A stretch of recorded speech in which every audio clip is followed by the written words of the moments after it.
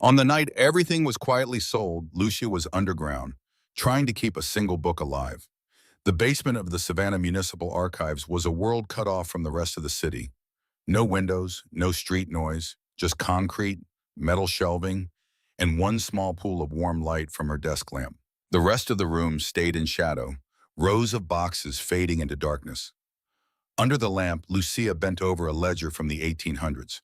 The binding had split when she opened it. The paper was thin and fragile, the ink softened by time. Mold had crept in along the edges, like rot at the edges of a wound. She held the page flat with two gloved fingers and brushed a tiny amount of solution along the damaged corner. Her movements were slow, exact. One wrong motion and the paper would tear in a way she could never repair. Her phone buzzed against the metal table. The sound felt loud in the quiet. She kept one hand on the ledger and picked up the phone with the other, careful not to touch the screen with the gloves. A banking app notification glowed in the dark. Account overdrawn. Lucia stared at the number. It was small enough to look insignificant on a screen, big enough to tip her entire month sideways. Rent, student loans, the extra shift at the bar that still wasn't enough. Her throat tightened, but her hand on the paper stayed steady. "Not now," she whispered. She set the phone face down and leaned back over the ledger. The ink on the page came back into focus. Ship names, cargo lists, dock fees. Someone had kept this record by hand 2 centuries earlier, standing near the river with cold fingers and a blunt pen. It had survived wars, storms, and neglect. It would not die on her watch. The building sighed above her, an old structure shifting under its own weight. Lucia listened without lifting her head. After 3 years in this basement, she knew every sound. The hum of the dehumidifiers, the creak of the door at street level, the sharp slam of the heavy metal door at the top of the stairs when someone came down. That slam came now. She looked up. White fluorescent lights spilled down the concrete steps. A familiar figure appeared in the doorway. Henry Adler, her supervisor. Shoulders hunched, hair a little more disheveled than usual. "Lucia," his voice echoed off the walls. "Down here," she answered. "Unless the ceiling is about to fall, you're interrupting a very important conversation between me and 1873. He came all the way to Dan and Dan, one hand on the rail. In his other hand, he held a white envelope. The paper looked thick and expensive. An embossed logo caught the lamplight, a single C inside a circle. Henry set the envelope on the edge of her table, just outside the lamp's circle. "You should read this," he said. Lucia peeled off one glove and picked it up. The logo felt faintly raised under her thumb. "It's not a grant check, is it?" she asked. "Tell me someone with too much money just discovered a passion for mold remediation." "I wish," Henry said. Inside was a single typed letter addressed to him as director, Savannah Municipal Archives. It started with polite phrases about partnership and stewardship. Then came the line that mattered. "Following the recent vote of the Savannah City Council on the redevelopment of the Riverfront District, the Carroll Foundation is honored to assume stewardship of the property currently housing the Savannah Municipal Archives." Her eyes dropped to the next paragraph. "All existing collections will be transferred to a secure facility for digitization and subsequent deaccessioning, consistent with our digital preservation strategy." The words blurred for a second, then sharpened again. "Deaccessioning," Lucia said quietly. "That's a neat way to say destroy." Henry shifted his weight. "They prefer streamlining in the meetings." "They prefer a lot of things," Lucia said. "Apparently one of them is erasing a city's paper memory." She kept reading. Deadline to vacate, transition team, efficiency opportunities for collaboration. At the bottom, the signature, Augustus H. Carryle, Chief Executive Officer, Carryle Foundation. She had seen the name before on library wings, on a hospital plaque, on the sponsorship list for half the major events in Savannah. Old money that had learned to move like new money. The polite word in newspapers was influence. Behind closed doors, people used other words. Untouchable. The man you don't say no to. Some even called him Mafia without guns. Contracts instead of bullets. Lawyers instead of enforcers. Lucia set the letter down, careful not to crease it. "How long?" 60 days to get everything out, Henry said. "Then their contractors come in. Digitization starts right away." "They can't scan all of this in 60 days, Lucia said. She gestured at the rows of shelves. Even if they hire an army, they'll cherry-pick a few pretty documents for the press release and shred the rest. Henry leaned against the nearest shelf. The metal creaked. I've argued, he said, in all the ways I know how. The council hears Kirill and seized campaign donations, renovated riverfront, jobs. We were just a line item in the way. This isn't a line item, Lucia said. This is evidence of who lived here, who worked, who got exploited, who got forgotten. I know, Henry said. You don't have to convince me. Then who do I convince? She asked. He hesitated. There was a hearing, he said, last month. Legal requirement. No one came. The notice was buried in the city website. You were in Charleston for that maritime conference. Lucia remembered the 3 days in the hotel ballroom, presenting a paper on port records and labor histories. She had felt for once like her work was part of a bigger conversation. So while I was telling a room full of historians that physical archives are irreplaceable, she said, our city quietly sold ours. Henry gave a tired half shrug. They call it progress. She looked around the basement, boxes labeled in her handwriting, the lamp, the ledger still open under its plastic shield, the life she had built here. Who decided it would be Kirill? She asked. Henry sighed. No one else could match the money or the speed. Their lawyers wrote the terms. The council signed. Of course they did, Lucia said. She tapped the letter with one finger. He signed this, she said. Augustus Carroll put his name at the bottom. He gets his shiny new riverfront complex. We lose this place, and he gets to call it charity. Henry sighed again. Lucia, don't say there's nothing to be done, she cut in. He's not a ghost. He walks into rooms. People stand when he enters. He gives speeches. He eats dinner somewhere. Someone can talk to him. Not us, Henry said. People like him have layers of people in front of them. Assistants, lawyers, security. You can't just knock on his door.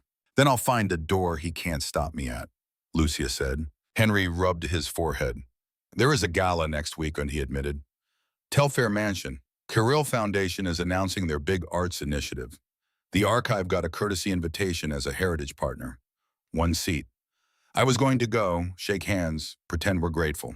Give it to me, Lucia said. He stared at her. You hate those things. You call them costume dramas for rich people. I still do, she said. This time I'll be the wrong person in the room on purpose. You're not on their level, Henry said, not unkindly. They don't have to listen to you. They don't, Lucia agreed. But he will hear me once, that's enough. As he went back upstairs, she pulled her glove on and turned to the ledger again. The old ink waited under the lamp. This isn't over, she told it. The page did not answer, but the work steadied her hands. Lucia's apartment was the opposite of the houses she sometimes walked past on the squares. No porch, no columns, just a narrow second-floor unit over a laundromat.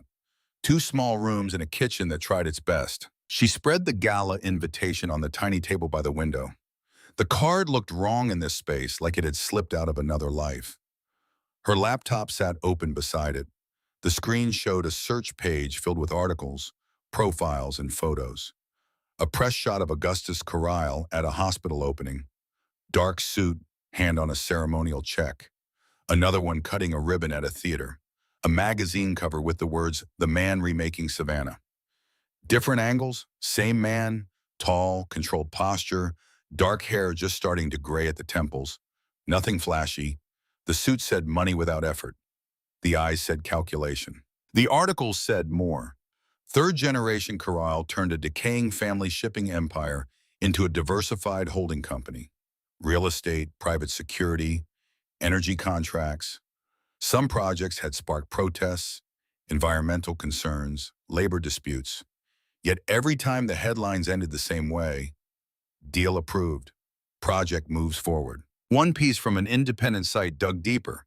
Land grabs in the 80s, quiet settlements, anonymous sources talking about pressure.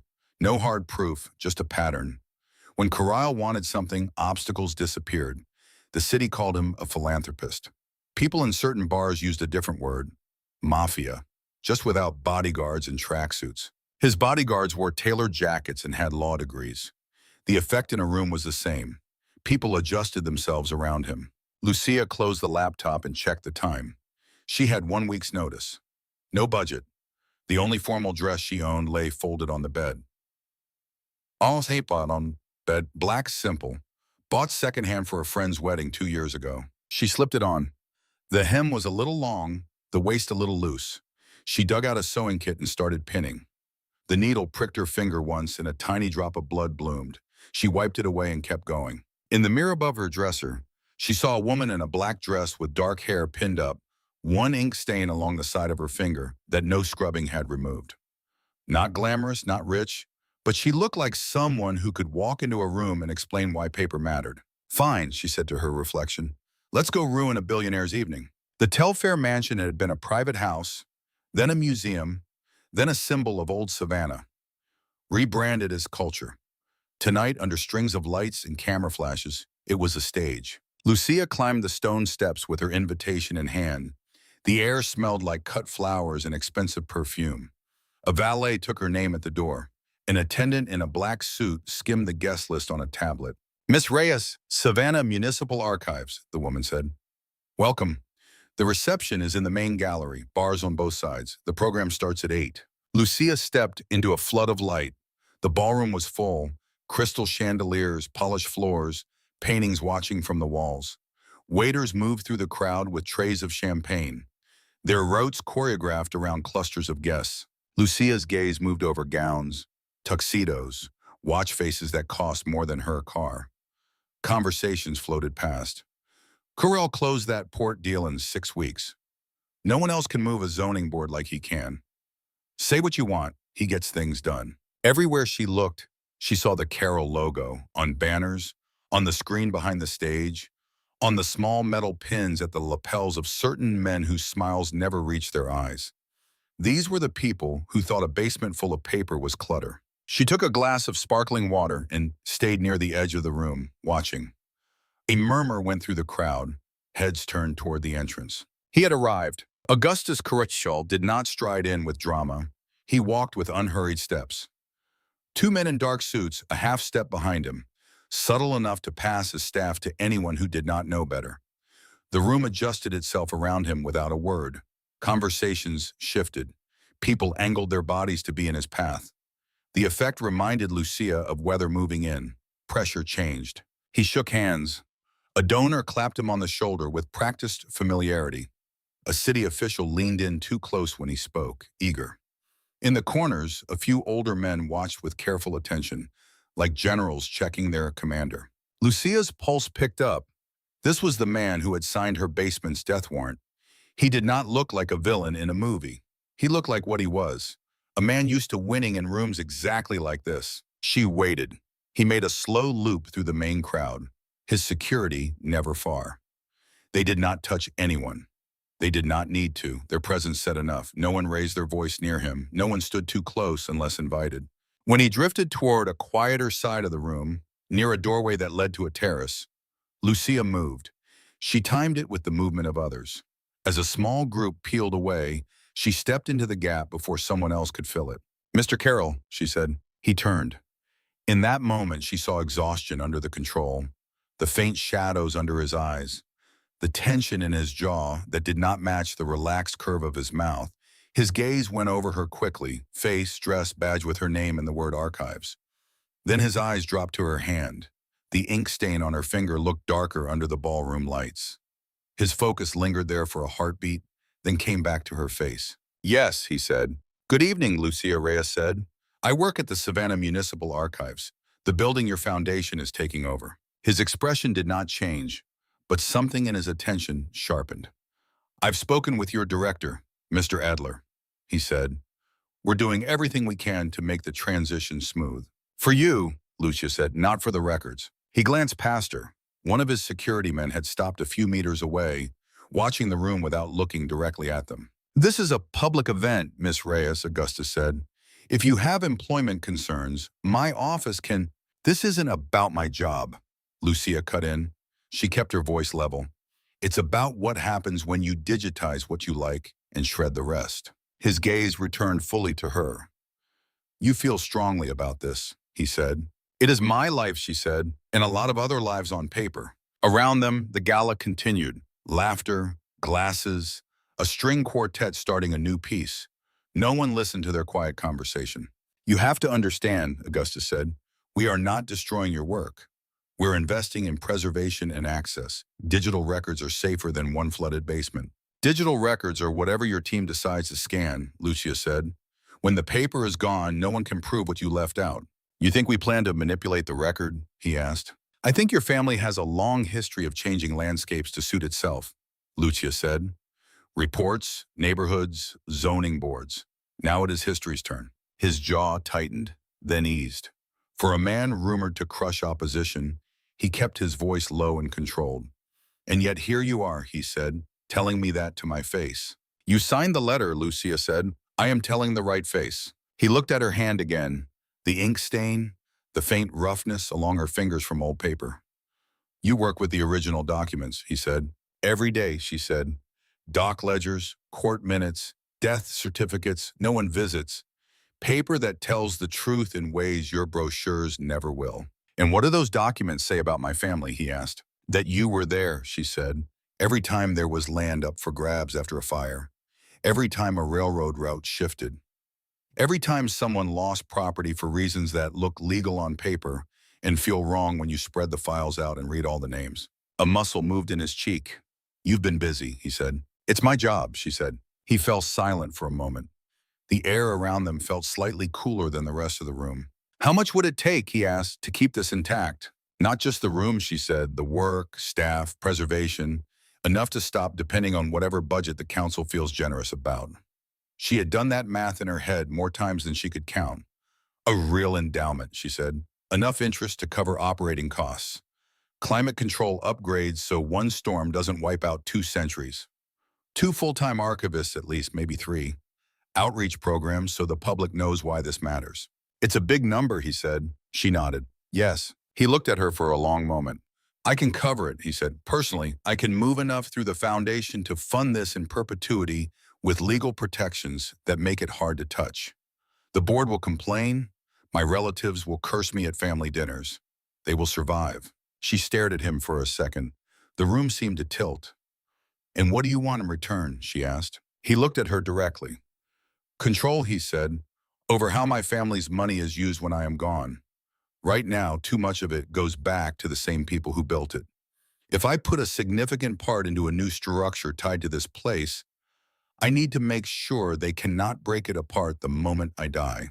That sounds like a lawyer's problem, Lucia said. It is also a bloodline problem, he said. In my world, certain things still move through family. If I want to reroute the river, I have to change the shape of the banks. He moved back to the table, resting his fingers lightly on the edge, away from the paper. I can save this archive, he said. I can sign papers that guarantee your work continues and that no one digitizes and shreds anything without your approval. Her heart pounded. And? She asked. And I need a wife, he said. The word hung between them, absurd and heavy at the same time. She blinked. I beg your pardon. I need a legal spouse, he said, for 1 year, a formal marriage.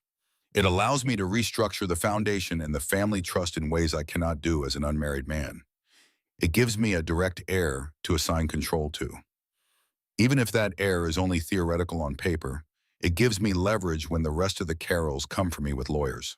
You want me, Lucia said slowly, to marry you so you can fix your estate plan. Yes, he said. In return, you get the one thing you say you want, an archive that cannot be bought, sold, or erased by anyone who comes after me. And what do I get for my own life, she asked, beyond saving the past? You keep your job, he said. You run this place with full authority. You move into Carroll Manor. You attend some events at my side. We present a united front in public. In private, we live on opposite ends of the house if that is what you need. 1 year. No permanence beyond what the contract spells out. She stared at him, trying to read if this was a test, a threat, or something stranger. Why me, she asked. You know hundreds of women who would say yes for the ring alone, he said. They do not argue with me about dock ledgers in my own ballroom. They do not come from basements I am about to empty. They do not care what happens after I am gone, as long as the parties keep coming. I need someone whose loyalty is not to my name, but to the work. Someone who will fight the board when I am no longer standing in the room. He did not soften the words. He did not flirt. There was no romance here. It was a deal. She looked around the basement, the shelves, the box, the ledger under the lamp. The life she had built here, if she said no, in 60 days trucks would come. A crew in safety vests would start hauling boxes to a secure facility. A fraction of these papers would survive as files on a server. The rest would vanish. If she said yes, she would walk into a house people in Savannah spoke about in lowered voices. The manner of a man some called a robber baron. Some a modern mafia boss, whose hands stayed clean while other people carried out the work. A heavy trade for one light. Her glance dropped to her own hand, the ink stain still there. "You're asking me to sell my future," she said. "I am asking you to buy a different one," he said, "for this city." Silence settled between them. Lucia took a long breath. The air tasted like dust and cold. "Drop the contract," she said. "1 year, clear terms, no surprises." He nodded. For the first time since she met him, something like relief crossed his face. Not victory, relief. "My lawyer will send you the draft this afternoon," he said. "If you sign, we marry tomorrow at the courthouse. Simple. No guests. Then you come home." "Home?" she repeated. "Curl Manor," he said. "You'll see it soon enough." They married the next day under fluorescent lights. The courthouse clerk read the words in a flat voice. Lucia wore her black dress. Augustus wore the same kind of suit he wore everywhere. 2 signatures on a form, 2 witnesses from the clerk's office, a stamped seal, no music, no vows beyond the legal ones. When the clerk slid the rings across the desk, Lucia hesitated for a second. Augustus picked up the band meant for her. It was old gold, the surface worn smooth by generations of hands. When he slid it onto her finger, she felt its weight immediately. It rested against her skin like a small shackle. For a moment, his thumb brushed her knuckles. His eyes met hers. "You are saving more than paper," he said quietly. "You are saving yourself," she replied. "Do not forget that when your family realizes what you've done." A corner of his mouth moved, not quite a smile. Outside, a black car waited at the curb. The same type she had seen him step out of in photos, now with a driver who opened the back door at their approach.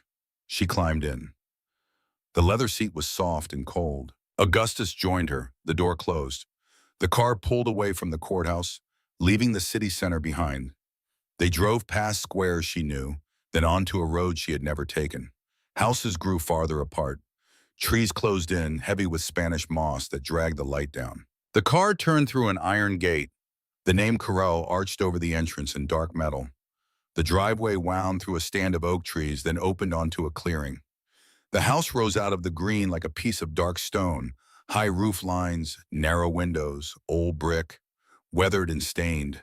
Spanish moss hung from branches around it, draping the entire facade in a gray-green veil. Lucia stepped out of the car and looked up. The building felt less like a home and more like a fortress that had outlived everyone who built it. A woman in a plain black dress waited by the door, not young, not smiling. Her posture had the stillness of someone who had worked here long enough to see generations come and go. "Welcome to Carroll Manor, Mrs. Corral," she said. The title landed like another weight. Lucia followed Augustus up the stone steps.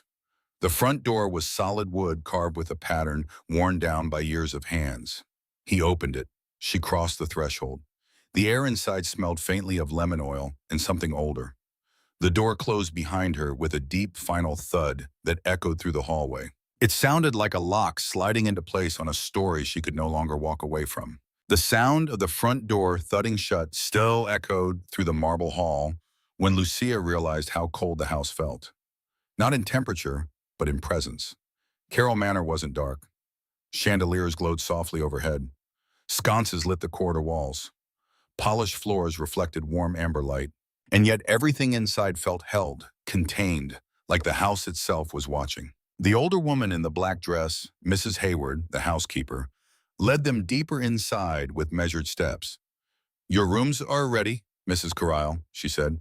"The east wing. Mr. Corral stays in the west wing." Lucia caught the way Hayward said it as if it was a rule older than any of them. Augustus moved past them toward the staircase without a word, but he paused once, just long enough to look back at Lucia. His face stayed unreadable, but something flickered behind his eyes, something that didn't look like triumph. Then he turned away and walked down the west wing corridor. His footsteps faded quickly, swallowed by the house. Hayward gestured for Lucia to follow. "Come, dear, let's get you settled." Lucia's suite in the east wing didn't feel like a room. It felt like an entire apartment whose windows refused to open. A private sitting area, a desk with new notebooks, a wardrobe already filled with clothes in her size. Simple, elegant, not her style. A bathroom with marble floors and mirrors edged in silver. Everything was perfect. Everything tasted like someone else's life. At breakfast, a tray was delivered to her room. Room, fruit, pastries, tea. A note in Augustus's exact handwriting rested on the side. Your days remain your own. The house is open to you except the West Wing. A. The signature wasn't elegant. It looked rushed or tired. She set the note aside. For hours, she wandered the manor's corridors. The architecture was stunning, arched hallways, tall windows, glimpses of old portraits whose eyes seemed to follow her. But every time she stepped too close to the West Wing, Mrs. Hayward appeared. East Wing, dear, she reminded, always polite, always firm. The West Wing is for Mr. Carryle. Best not to wander that way. It wasn't a request. Rain lashed the windows that morning, bending the moss-heavy branches outside. Lucia headed toward the manor's library, her favorite place so far. The moment she touched the brass door handle, Hayward appeared from the hallway like she'd been summoned. Breakfast was sent to your room, Hayward said softly, but if you'd like tea, I can prepare. I'm fine, Lucia replied, forcing a polite smile. I'll be reading today. Hayward hesitated. Then you may go anywhere you like, Mrs. Curl. A pause. Except the West Wing. There it was again. Lucia crossed her arms. Why? It's a house, not a minefield. Hayward's expression changed just slightly. Not fear, concern. It's for your safety, she said. Please understand that. The way she said it wasn't dramatic. It wasn't ominous. It was factual. That made it worse. Before Lucia could ask more, Hayward bowed her head and left the hall. The library looked like something out of an old-world estate. Walls lined with books, a towering ladder, a skylight above stained glass that cast soft colors across the floor. Lucia spent hours there, grateful for something familiar. It was in a forgotten corner behind a row of dusty biographies that she found it, a small leather-bound journal with a cracked spine. Inside the front cover, written in looping handwriting, Ara Karaile, 1898. Lucia turned the pages carefully. Ara wrote about the family legacy, but not the glamorous history Savannah newspapers loved. She wrote about fear, about the debt that cannot be repaid, about nights when she heard something in the walls, not footsteps, something rhythmic. The knocking has begun again. No one else hears it. Carols always hear it first. Page after page hinted at a family curse, not supernatural, but psychological. Trauma passed through generations, festering like an untreated wound. The final page had been torn out violently. Only one sentence remained. The knocking won't stop. Lucia closed the journal, her pulse quickening. She didn't believe in ghosts, but she believed in guilt. She believed in history haunting bloodlines, and she believed in patterns. Rain had stopped, but the air felt thick, heavy. Lucia tried to sleep, but the house was too quiet, until it wasn't. She sat up slowly. There it was, a sound, soft, steady, far but unmistakable. Knock, knock, knock. It didn't sound like footsteps. It wasn't the creak of settling wood. It was deliberate, mechanical, rhythmic. She slipped out of bed and stepped into the dark hallway. The east wing was silent, but from somewhere behind the heavy wall separating her side from the west wing, the sound continued. Knock, knock, knock. She placed her palm against the cold wall. The vibrations were faint but real. Her chest tightened. The sound grew a little faster. Knock, knock, knock. Something or someone was awake at 3 a.m. on the forbidden side of the manor. By morning, the sound was gone. The house looked normal. Breakfast arrived with fruit and warm bread. But Lucia couldn't ignore it. She returned to the library and searched deeper, this time not for stories, but for maps. Old maps, blueprints, anything that could show her the house's structure. It was almost noon when she found it, a folded drawing wedged behind an atlas, a hand-sketched blueprint of Carryle Manor dated sometime in the early 1900s. On the edge of the west wing, thin pencil lines showed something modern blueprints never would. Servant passageways, hidden stairs, narrow maintenance corridors. And one of those hidden corridors connected directly to her side of the house. Her breath caught. This was it. This was the way in. She grabbed a flashlight, her version of the lamp she always carried in the basement of the archive, and followed the narrow hall behind the library shelves.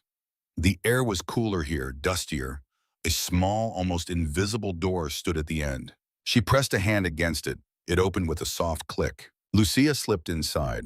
The passageway was narrow, barely wide enough for one person. Old wooden stairs led upward, creaking under her weight. Cobwebs brushed her arms. The air smelled of cedar and thyme. At the top, another hidden door. Behind it, silence. She pushed the door open. She stepped into the west wing. This part of the manor felt different. Colder, less maintained. The lights overhead were dim, some flickering. Dust lay thick on the banisters. No staff came here, not even Hayward, Lucia guessed. She walked slowly down the hallway, flashlight in hand. The light cut through the shadows, revealing closed doors, old portraits, and a long runner rug that muffled her footsteps. Then she heard it, this sound. Knock, knock. Her chest tightened. The sound wasn't echoing through the walls now. It was coming from above, the attic. Lucia followed the noise to a narrow stairwell at the end of the corridor. The knocking grew louder with each step she took. She reached the attic door. Her hand hesitated on the knob. The knocking quickened. Knock, knock, knock, and knock. She threw the door open and froze. The attic was nearly empty, nothing but a bare wooden floor made of old pine boards, worn down and stained with age. In the center of the room, Augustus Carriccio, shirtless, kneeling on the floor. A wooden scrub brush gripped in his bleeding hands. His movements were frantic. Scrub, slam, scrub, slam. The brush hitting the floor with that terrible knock each time. Sweat dripped from his back. Blood streaked across the boards. His lips moved silently. Names. He was whispering names, names and numbers, like a man keeping count of ghosts. Lucia's breath fractured in her chest. Augustus, she choked out. He didn't hear her. He kept scrubbing.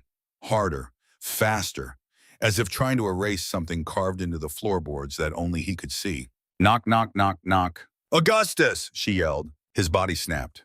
He stopped.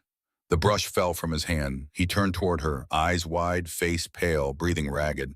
Lucia, he rasped. What are you doing here? She ran to him, kneeling beside him. His hands were trembling violently. What is this? She whispered. What are you doing? What is happening to you? He shook his head once, like a man trying to wake from a nightmare that wouldn't end. You weren't supposed to see this, he said. His voice cracked. Then he broke. I tried to control it, he whispered. I tried to keep it in the West Wing, away from you. But the knocking started again last night. Lucia's pulse hammered. Ara wrote about that, she whispered. Your great aunt. She heard it too. Augustus flinched at the name. Ara didn't finish the ritual, he said, voice raw. She tried to deny it, tried to ignore the guilt. It drove her insane. He couldn't finish the sentence. Lucia finished it for him. She killed herself. Augustus squeezed his eyes shut. This is not Mafia, he said, voice hollow. My family isn't a crime syndicate. We're something worse. We are built on the bones of other people's suffering. And the men in this bloodline, eventually, we hear it. He touched his temple. The knocking, the guilt, the names, every generation hears it. Every heir pays for what was done in 1820. Augustus, she whispered. He met her eyes. I didn't marry you for companionship, he said. I married you because I can't be the last one. I needed a formal heir, so the ritual would not stop with me. Lucia felt the room spin. You brought me into this? She whispered. He nodded. I didn't want to be alone with it anymore. Lucia felt like the floor beneath her tilted.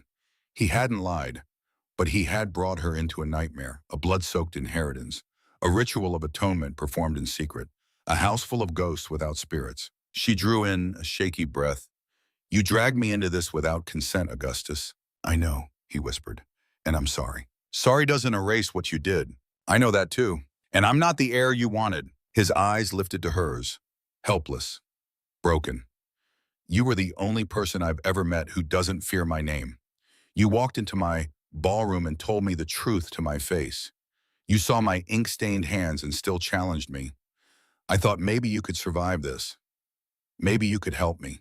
End it? Lucia asked sharply. He didn't answer. He didn't need to. She stood, backing away from him. Augustus, she said, voice shaking.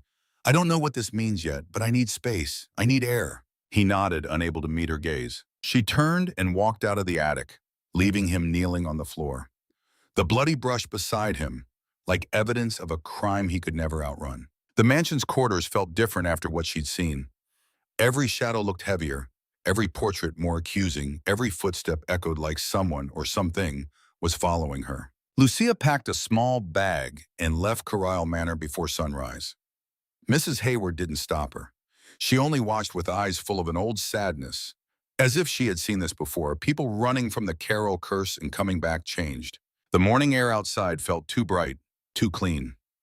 Lucia inhaled sharply, the first full breath she had taken in hours. She did not return home. She went to the only place in Savannah that had ever felt like truth, the archive. The city hadn't changed. The old brick streets, the squares lined with oaks, the slow way the river breathed. Inside the archive basement, everything was exactly where she left it. Her lamp, her ledger, her gloves. But she wasn't the same.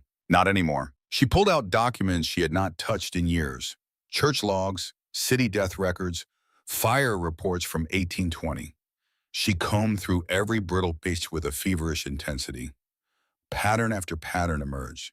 Shadows behind official lines, gaps where names should be, transfers that made no moral sense but made perfect financial sense. And then, a ledger she had forgotten existed, a church registry, fragile but intact. In it, 47 names written in careful script, not numbers, not inventory, not property. Human beings, men and women locked in that basement in 1820. And suddenly she knew. These were the names Augustus whispered during the ritual. These were the ghosts pounding inside his skull. Every Carroll heir had lived with numbers. None had ever known the names. But now Lucia did. She pressed her hand against the page. Her voice trembled. "I hear you," she whispered. Carlisle Manor rose in the darkness like a fortress, waiting for judgment. Lucia walked up the stone steps with the ledger in her arms. Her heart pounded, but her resolve did not shake. Mrs. Hayward opened the door before she knocked. "He's in the West Wing," Hayward said quietly. "It started early tonight." The housekeeper stepped aside. Lucia stepped in. The door closed behind her. No turning back. The knocking started before she even reached the hidden passageway. But this time, it wasn't steady. It wasn't rhythmic. It was desperate, frenzied, a man fighting himself. Knock, knock, knock, knock. Lucia ran up the stairs, through the secret corridor, into the attic. Augustus was on his knees again, body shaking violently, brush slamming the floor so hard it left dented marks. His hands bled freely, splinters stuck in his skin. "Go," he choked out when he noticed her. "You shouldn't be here." "Stop," Lucia said, voice breaking. "You're hurting yourself." "I have to," he roared, his voice cracked apart, torn between agony and terror. "It won't stop. The knocking. It won't stop unless I—" "No," Lucia said. She stepped forward. No more scrubbing, no more bleeding, no more punishment. She knelt beside him, not touching him yet, matching his level, matching his breath, matching his fear. He stared at her through pain-clouded eyes. "I deserve this," he whispered. "My family deserves this." "No," Lucia said again, firmer. "You don't cure trauma by carving it into your skin. You cure it by naming it." She opened the ledger. 47 names glowed under the flashlight beam. "Augustus," she whispered. "These people had names." He froze. Lucia began reading, one name at a time. Sarah, Thomas, Isaac, Maria. Her voice broke halfway, but she didn't stop. Augustus's breath hitched with each name, as if each syllable struck him deeper than any ritual brush ever could. His hands trembled. The brush slipped from his grip. It hit the floor with a hollow clatter. The knocking slowed, then softened, then stopped. For the first time in 200 years, the attic was silent. Augustus collapsed forward, sobbing, not from pain, but from release. Lucia wrapped her arms around him, pulling him close, grounding him. "It's over," she whispered. "No," he choked out, shaking. "It can't be that simple." "It's not simple," Lucia said. "It's human." Augustus's body trembled against her, muscles shaking from exhaustion. He clung to Lucia like a man grabbing the edge of a cliff. "You didn't save me," he whispered into her shoulder. Lucia cupped the back of his head gently. "No," she said, "we saved them." He pulled back slightly, tears streaking his face. "The names, they're real," she said softly. "All 47, and they're not numbers anymore, they're people." His breathing steadied. Something inside him settled. The ritual passed down through generations like a curse had been rewritten. Not blood, not punishment, not torture. Memory, truth, atonement with dignity, not violence. Months later, Corral Manor opened its doors, not to elite galas or political dinners, but to the public. It became the Corral Savannah Historical Research Center. Tours showed the restored architecture. Exhibits told the truth of 1820. The 47 names were displayed with honor. And at the center of it all, Lucia. Augustus transferred the estate's assets into a new foundation, the Corelli Atonement Fund. He handed Lucia legal authority to run it, to rebuild truth, to preserve histories that had been silenced. Savannah changed, so did he. Carroll Manor's attic was no longer a place of punishment. The pine floor had been restored. The walls were bright, and on them, carved in clean, elegant script, the 47 names. Lucia stood in the sunlight, hands folded in front of her. Augustus approached slowly, holding a document. She expected divorce papers. Instead, "It's yours," he said, "the fund, the manor, everything. You don't owe me anything now." Lucia looked at him. He wasn't haunted anymore. The shadows were gone from his eyes. He was a man rebuilt. She set the paper aside, then she took his scarred hand in hers. "I'm not going anywhere," she said softly. "Our work isn't finished." Augustus exhaled, a sound like relief, like rebirth. They stepped out of the attic together, into the light, into a future they chose, not one they inherited. Thank you for staying with this story until the very end. If Lucia and Augustus' journey moved you, inspired you, or simply kept you watching, please take a moment to like the video and subscribe to the channel. Your support helps us bring more powerful emotional stories to life every single day. See you in the next chapter.